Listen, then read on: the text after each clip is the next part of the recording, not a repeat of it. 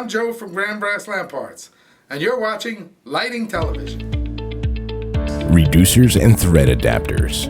A reducer or reducing thread adapter is a type of fitting that is used to connect pipes or fittings of different sizes.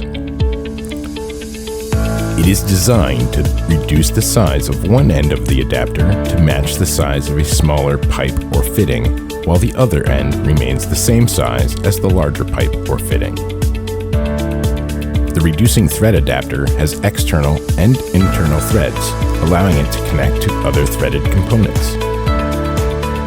Reducing thread adapters are commonly used to connect pipes and fittings of different sizes and to allow for changes in pipe diameter along the length of a piping system.